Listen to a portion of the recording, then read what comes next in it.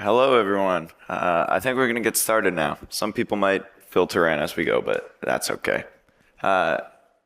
Thanks, everyone, for being here. I hope everyone's had a awesome Unreal Fest so far. I know it's early, and so I appreciate everyone showing up.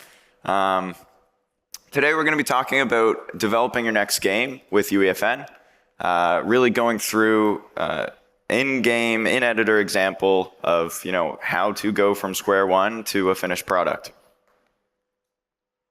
And so my name is Josh Grant. I'm a creator evangelist for UEFN.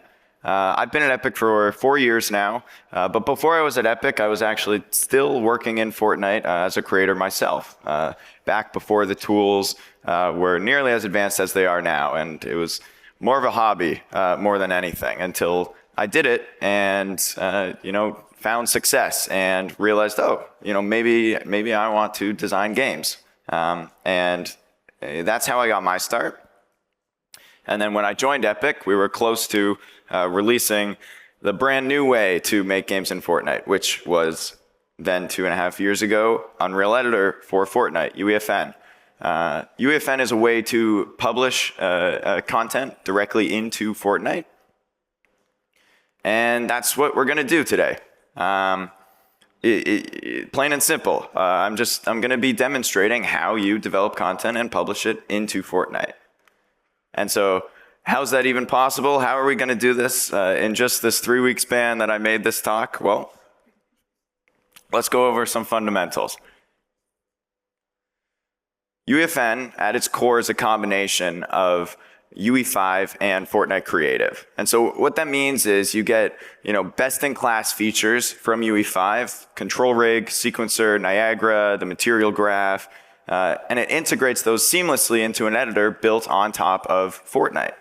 And what that means is you get what Fortnite brings, right? Fortnite, thousands of Fortnite assets already just located in the content browser. You get items and weapons and devices with, innate gameplay already built in. Which is really the first step to creating games quickly in Fortnite. We have all this functionality packed into these devices, and when you combine these, very specific devices together, you can start to create gameplay. Here's an example. In its simplest form, a device has a function and an event. So that switch device's function, which is turning on and off, activates the custom light function, which is glowing. And so while devices can lead to some really interesting mechanics, if you want to go even further than that, that's where our custom scripting language Verse comes in. And so we launched Verse with UEFN, and it's designed to be the future of Fortnite and ideally broader game dev. And so while we're working on it for UEFN, the goal is that Verse becomes a part of UE. Creators so far have found Verse great for writing real-time, open-world, and multiplayer games. Here's an example of how one of our creators is using Verse to power the Kraken boss fight in the game, The Kraken Boss Fight. So they're finding the player's position. They are then bringing in damage volumes that are lining up with the player's position, and then they're bringing in, they're spawning particle effects, these ice chunks, and then moving that damage volume to that player with the particle effects. So thank you, Gauntlet team, for getting me that. So today, now that we understand that context, it's time to get developing. I set out on this journey with the goal of making a first-person competitive Payload game. Now, with just a couple weeks of development time, like I said, I limited my scope to 1 level, but I wanted to build out a base that could be expanded on with more hands and more time. So here's the plan. Best practice to me is to start UEFN development by figuring out if the gameplay I want to achieve is even possible. The reality is, Verse is a new language, UEFN is a new tool, and so everything you might be able to do in UE5 isn't necessarily possible in UEFN, or sometimes it just takes a lot of R&D to figure out how to do it. And so step 1 for me is developing the payload mechanic, making sure that the core of my game, the moving payload, actually works as I want it to. Step 2 will be using modeling mode to quickly R&D some level design and test the gameplay inside of that environment. Step 3 is making that environment look nice, bringing in assets and art and trying to go for a feel that doesn't feel like Fortnite. And then step 4 is also helping me move away from the Fortnite look by getting rid of our Fortnite UI and using custom UI.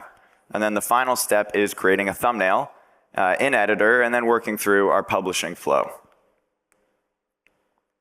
Let's get started. So like I mentioned before, my first step here is ensuring that the gameplay actually works. At this stage, I'm not needing to build out, the class system yet or the metagame mechanics because I know, at least I know that those are possible. What I really needed to test was whether I can create that core mechanic of moving the payload. Now, if I haven't mentioned already, I'm not a programmer myself. The devices in UEFN make it really easy and available for me to throw together gameplay. But when I need to go a step further, like this case, that's when I need help. And so luckily, Evan Brown on our docs team, he's a programmer writer for Epic and great at Verse, was able to come in and help me put together some code.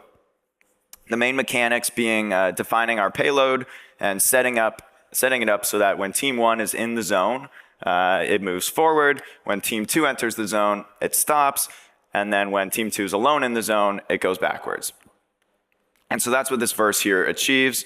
And I'll switch to a little video here. So really all I had to do once I was in the editor was bring in a zone and connect it to our verse device, those little computers there. Now that volume zone is how I'm reading that the player is entering and then how I know to move the mechanic. And so very early on, I was able to, test this out and with the help of Evan, create something that I knew I could then bring into a level and create our payload game. So we've got the targeting flag number 1 here, and then when it hits it, it's a checkpoint and it turns and then it goes to target number 2. Which will act as our final target in this case. And as it hits it, it should end the game. Sweet. So how I'm doing that is very, very simple. Like I said, it didn't take too much time at all to get this going. And with the help of Evan's verse and my devices, we were able to throw this together. So I'm just using a volume device which is then sending into our verse saying, hey, players entered the zone, activate our verse. Our verse brings the cart all the way to the final stop, and then our trigger device is granting the player's score for achieving it, and then the game is ending. So with that core mechanic set up, it's time to start designing our level. What I use to design our level here is UEFN and UE5's modeling mode. The cube grid specifically. So our cube grid here, I was initially thinking I wanted a hill. I did end up changing my mind there. The hill became quite hard to work with our verse and animating it to properly rotate at the right time. And I really didn't have enough time to figure it out, so I ended up going just solid.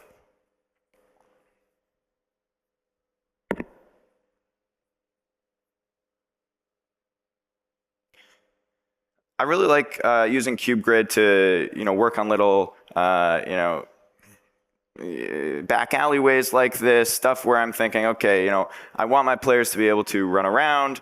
I want to be able to define our level, and once I bring the gameplay in, actually feel and test out, so that once I bring all our very expensive fab assets in, I'm not wasting my time, especially as just someone doing this alone.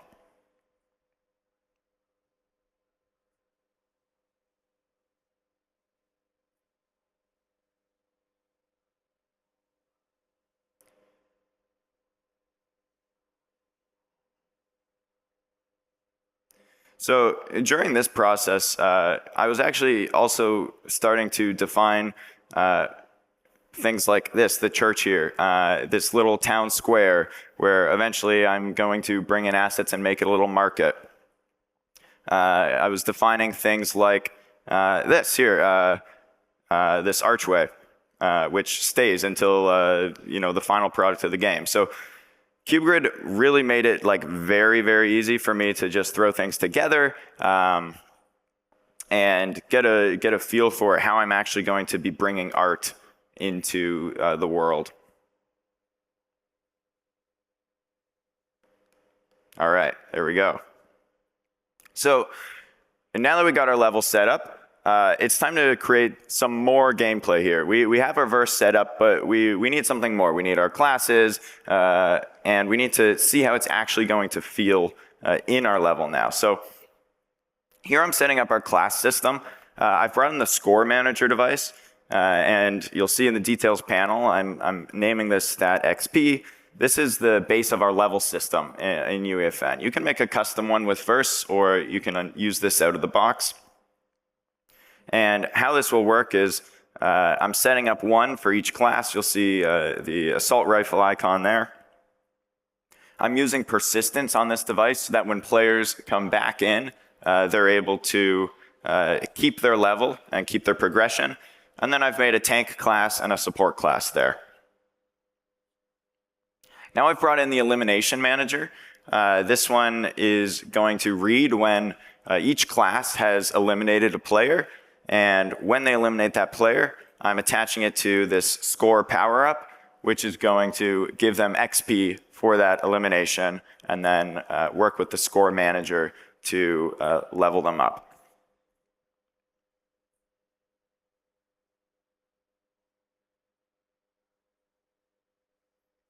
Here I'm using direct event binding to tie these devices together. That's the kind of base of how our device system works. And then I'm setting these score power-ups to give 150 XP. Now this device I just brought in, this is our class designer. This is what I'm using to define each class and their health and their movement speed, their items, and whatnot. So here I'm giving the tank a shotgun. I have access to all the weapons and items in Fortnite, and I can pick from there on what I want our class to have.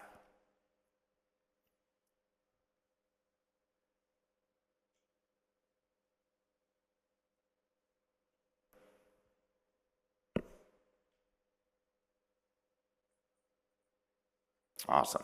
I've given the damage class a grenade, and now I'm working on the support class here, giving it a chug cannon so it can have that kind of distance support. And then here's me testing it out in our level.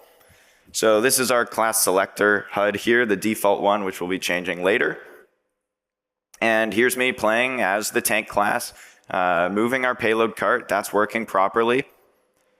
And you'll see I'm bringing it over to fish stick here. And once fish stick is in the zone, the cart stops. Once he's eliminated, then it keeps going. That was also me just on my phone testing with myself, by the way. With Fortnite back on mobile, it's actually like very handy as just pulling it up as a second player. So that's a fun tip.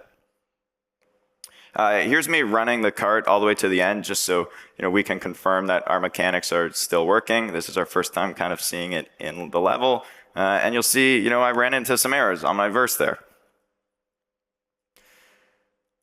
Here's our damage class. This one I've given just an assault rifle and an SMG and a grenade, and then here's our support class. So this one I've given just a pistol, and then like I said, the chug cannon, and then I gave it some recon grenades too.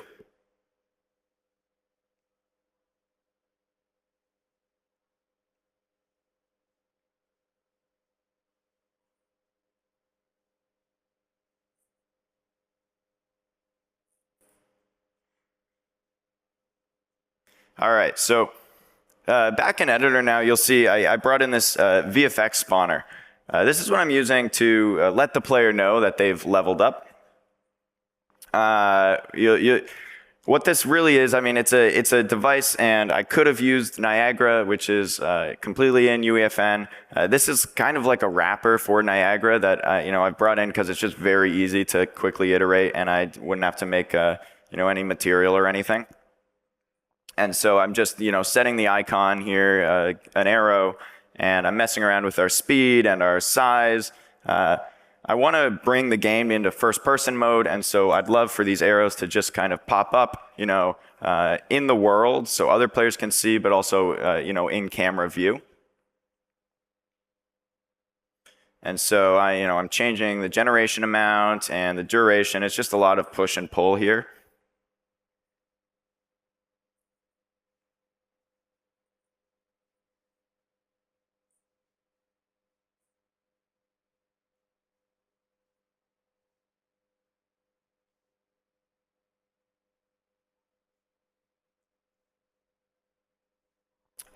Here's me, like everything else, I've duplicated it, changed the colors to align with our class theme, and then I've brought in our first-person device, which just automatically switches the game to first-person. There's not much I had to do there.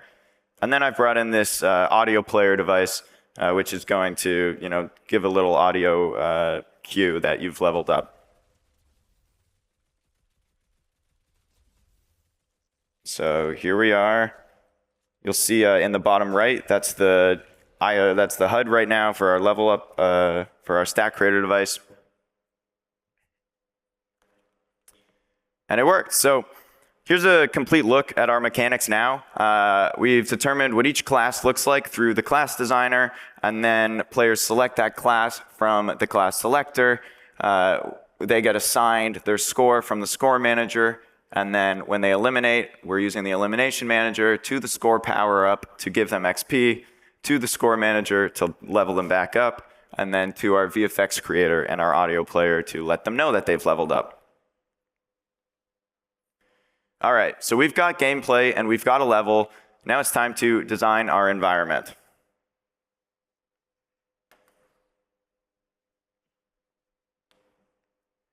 So I've brought in these assets from Fab, and they came with some nice prefabs, which really helped me throw together this level very quickly because I had all these pre-designed houses that I can drag in and kind of just place where I want.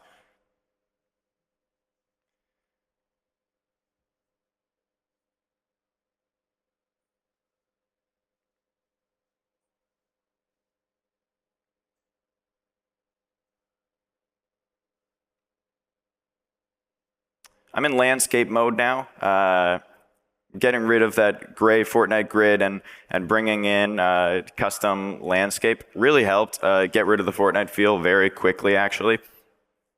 I also just love using landscape mode and painting, and I'm using the paint here to kind of define the road that the payload needs to move on.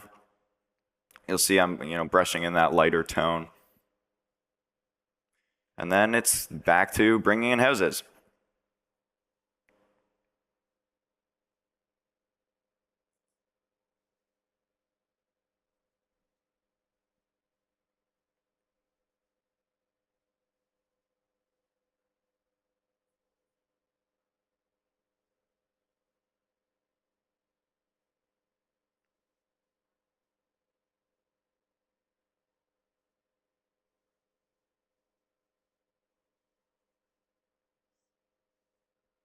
Here's that archway I talked about in our level. It ended up turning out really well. I'm glad I kept it in. I also kept the church in.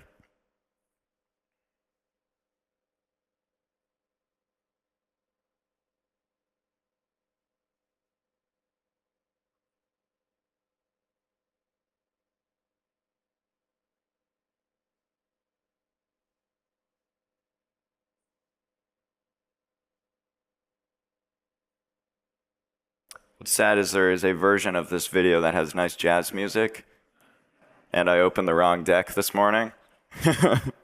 And so now we all have to sit in silence as we watch it.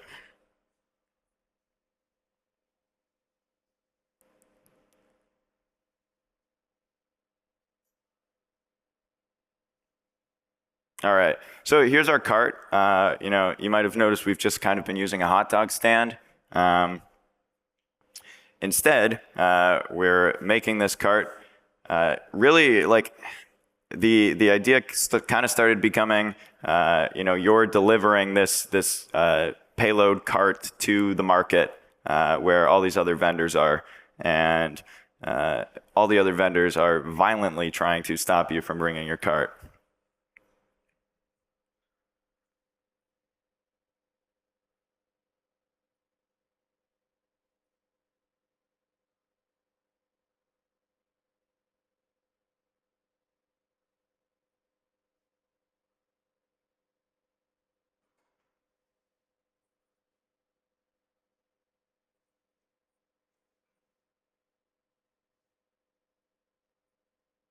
All right. You'll see I brought the spawn pad there to get a sense of scale of the player character. Sometimes it's very easy to lose that sense of scale, and then you'll launch session and realize everything is way too big.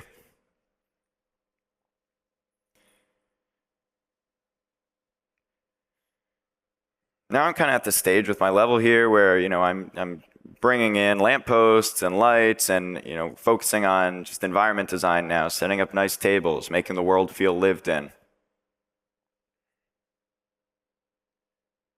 This is really easy to do with Fortnite assets because, like I mentioned earlier, we have literally thousands of them in the content browser, and whatever kind of theme you want, which makes it really easy to stand up a game with as long as you're okay with the Fortnite art style. I wanted something a little more realistic, a little grittier, so I got this fab pack here. It's from Machine Gun Studios.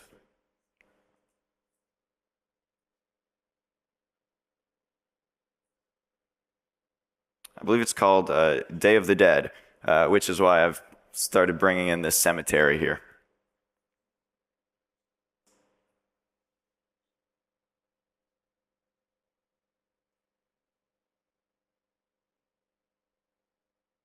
All right, and then you'll see I'm changing up our church from the initial prefab. It was great as a base, but I wanted something a little taller that kind of overimposed on the level.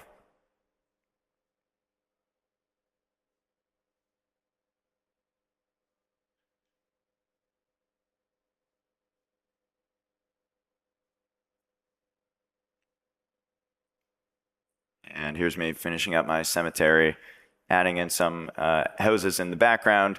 Like I said, it goes a long way just having some things out of level that make it feel like you're in a lived-in town versus just a straightforward level. And here's me creating the payload blueprint for that cart we put together.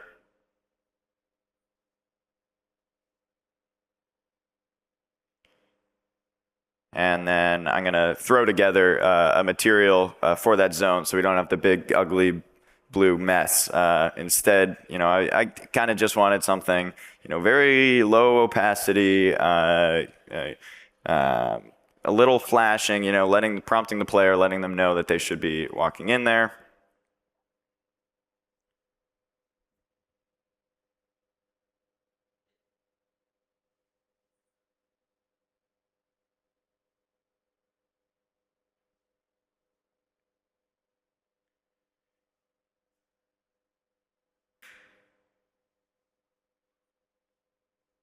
I quickly realized that you couldn't actually change the material of that zone. So instead, I'm bringing in a cylinder and just parenting that and then hiding the zone.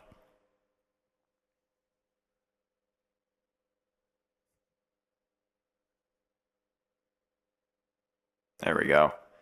You'll see it's flashing very fast, which I hated, so I had to go fix that. And I changed it to blue, which seemed a lot more appealing than the orange. And there we go. Much better. All right. So possibly my favorite step then after that is designing the world, but then lighting it. For this step though, I already did it. I did it all live a couple months ago. And so the good news is you can check that out over on our Unreal Engine and FN Create channels. It's kind of me just like nerding out over lighting and post-processing for 2 hours, and so you can watch me do that in real time. I'm usually over there every month, not to shamelessly plug, but if you are like interested in more UEFN, and especially like live, like I'm actually in there messing up constantly, that's the show for you. Instead of rehashing everything I did live, I figured I'd save you guys the time and just show you the final result here. So that's the Fortnite lighting. This is the new lighting here. It feels a lot more realistic, a lot warmer, a lot grittier. And then this was just a fun nighttime one I did as well. And so speaking of getting away from that traditional Fortnite feel, it's time to get rid of our default UI and opt for something that's more in line with the shooter genre.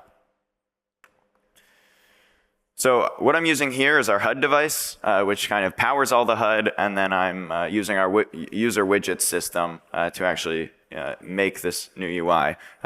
I brought in a lot of template UI. We have a UI template from our UI team, and there's just a ton of available like content on there that creators can go and grab and edit. And so that's what I did as well. There's two really great UI talks from Derek Diaz and Joey Wong from Unreal Fest Orlando. And I can't recommend like watching that enough if you really want to get into the weeds on our user widget system and our view model system.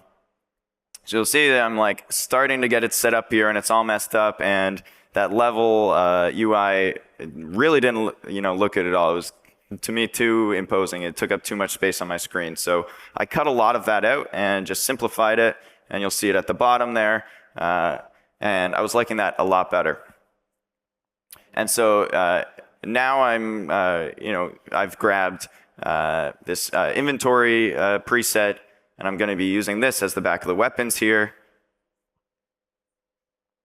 which still messed up, but already looking a lot better.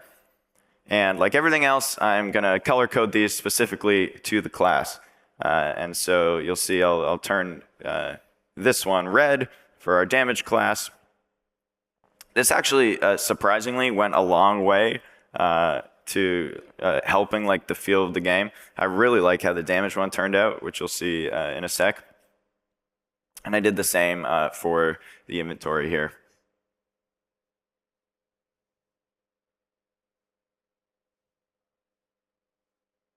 All right, yeah, look at that. I mean, it's a totally different feel, and I really love how the damage looks. It looks very damage. It looks very aggressive, and the support one ended up looking very well also. So this is me now actually custom making UI. I will not be going into it as much as Joey and Derek do in their very complicated talks. But basically, I'm setting up a widget selection system based on our pop-up dialog device. And so I'm replacing that UI with my own here. And really, I'm just setting up 3 buttons over my images here.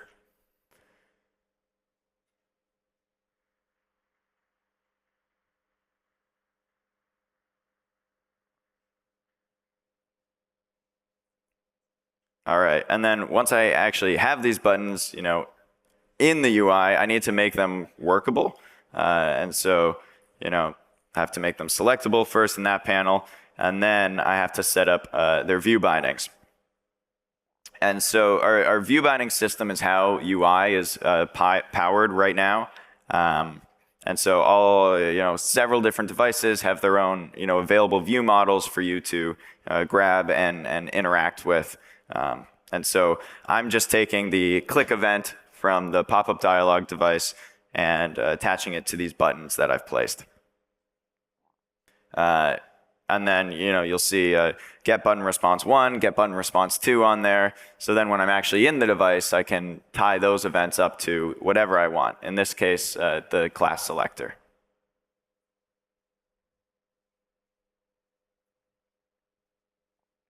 There we go. And so you'll see, they're all selectable as I hover over, and as I select, it switches me to that class. And this is our awesome HUD for the support class now. Okay, so bad news here is my playtest video is on the other deck, so I'll bring that one up later, and we can actually see it right at the very end. But we'll talk a little about Metagame. So as we were playtesting, and I brought in about 10 different people at the company, and we were running through and playtesting, and it was a lot of fun. We had a great time, but one thing was certain, that if I was actually going to go live with this, I needed a lot more. It was fun for the hour that we were playing, but like Fortnite, has weekly updates or seasonal map changes or battle pass, I needed more for my players to enjoy. And so part of that comes down to variety. I only had one map, which can be fun for a day, but oftentimes, players get bored of playing the exact same level over and over and over again, especially in a shooter. And so if I was to keep going, if I had more than this 3-week period where I worked on this, I'd add a second map and a third map, and I'd probably live service it and add more maps as time keeps going.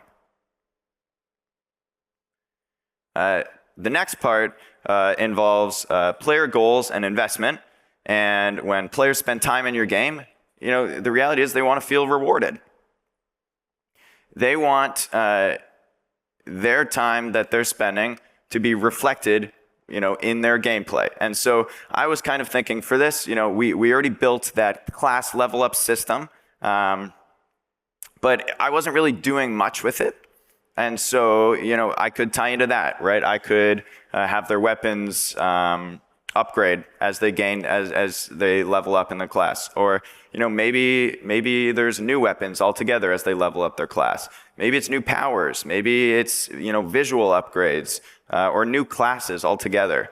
And so with this path, we give players the goal of unlocking all the upgrades for their one class, and then moving over to a new class and trying that and unlocking all those upgrades.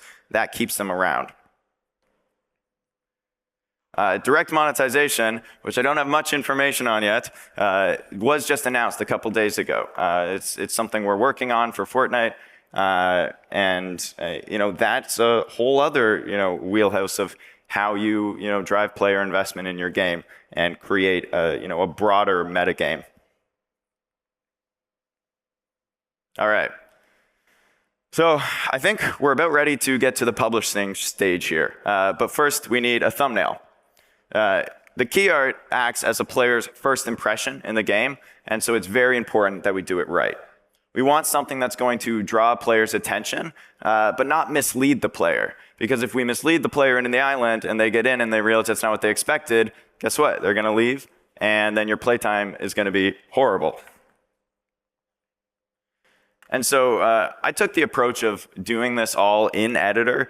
There are a lot of creators who will use a 3D modeling software and actually render a nice edit. I found it very useful doing it in editor in my island because it was all there already. I could move my character around in this world and find the best location for it.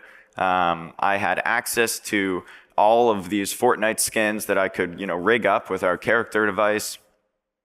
And then I had access to UE's awesome camera system, which I'd use to position and create what will be the thumbnail.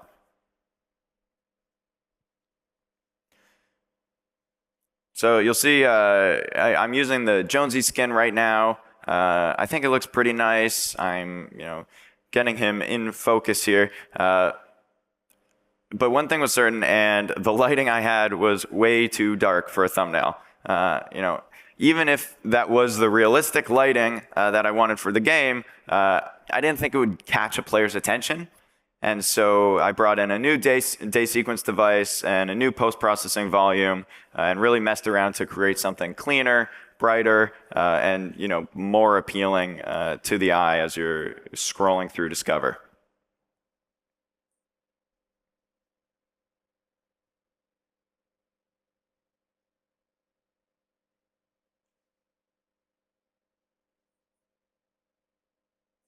I ended up switching from Jonesy to this dog here. I thought he looked a little more fun. He, like I said, it's all about catching the eye and being playful, and I thought he kind of achieved that very nicely.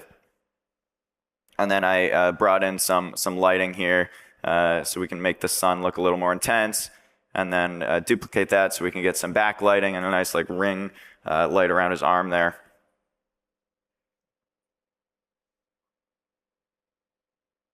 Sweet. And then, also in line with kind of having him stand out from the background, I just changed the aperture a little and made it blurred.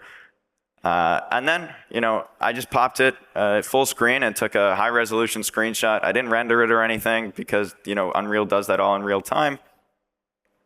And it looks great. So here we are. We're ready to send our game off into Fortnite. The first step here is to calculate the island's memory. That is, estimating how well an island is going to perform on all of the platforms that Fortnite is available on. That's based on things like, amount of props and their proximity and devices and the project size. Once you calculate that memory, then you create a private version. This is, this is a code that's just playable between you and your team. When you're ready, you push that private code you made live, pushing a release. And here is where you'd set up your game title, your description, and your island tags. I called mine Push the Cart for my description. I, kind of listed out gameplay features and put some emojis on each line. That's very popular in the ecosystem. Players seem to really value, having a quick visual understanding of what your game is. And then the next step is completing an IARC survey. This is ensuring that your Fortnite game aligns with Fortnite's game ratings. And then after that, it's adding a thumbnail, a trailer, and the lobby background. And so you'll see I chose to do some A/B testing here, which I'll blow these pictures up in a second. And then I set up my lobby background. That is when players load up Fortnite and click your game, their background shifts based on the island you're on. And so that's how you set that one up. Here's a closer look. You'll see I did end up getting a second thumbnail here with like more true to game lighting. For this A/B test I'm theoretically doing. But I have the suspicion that A will win out because it looks a lot friendlier. All right, and then the final step is submitting for review. There are a couple options here. I can have it go live as soon as our content review is done, or I can set a specific date, or I can just publish it unlisted and flip the switch when I want.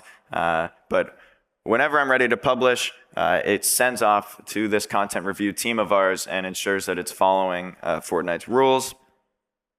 And then after that, when the island's approved, it's now searchable and ready to find live. Naturally, this shouldn't be the end of your publishing journey, right? We always recommend that you market your game and you let players know that it even exists. But that all happens outside of Fortnite. While inside of Fortnite, our discover algorithm handles its discovery. You'll see this For You row we have. If you've opened up Fortnite recently, we're putting a big prominence there. But we also have other rows which are more universal to Fortnite players. All right, that is how you develop your game with UEFN. I am going to pull up the other deck so we can actually see the final product here, because that would not be satisfying otherwise. There we go. This is a little sequencer animation I put together, which I didn't feel like talking about because I also have a live stream where I talk about it.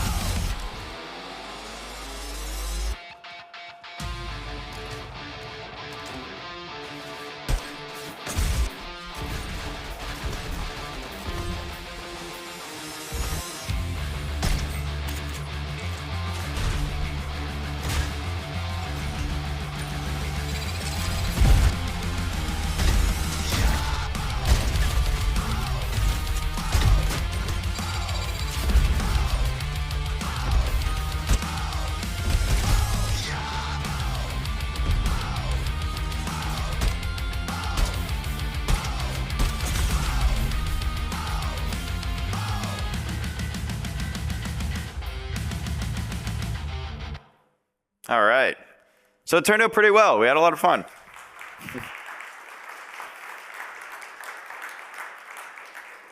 All right. Well, thank you guys all for coming and listening to me talk and listening about my experience making the game. If anyone does have any questions or they want to see the project in editor, we have it up at the booth, and I'll be over there all day long and all day long tomorrow. So please come, stop by, introduce yourself, and you can take a look at it there and all other things UEFN. So thank you.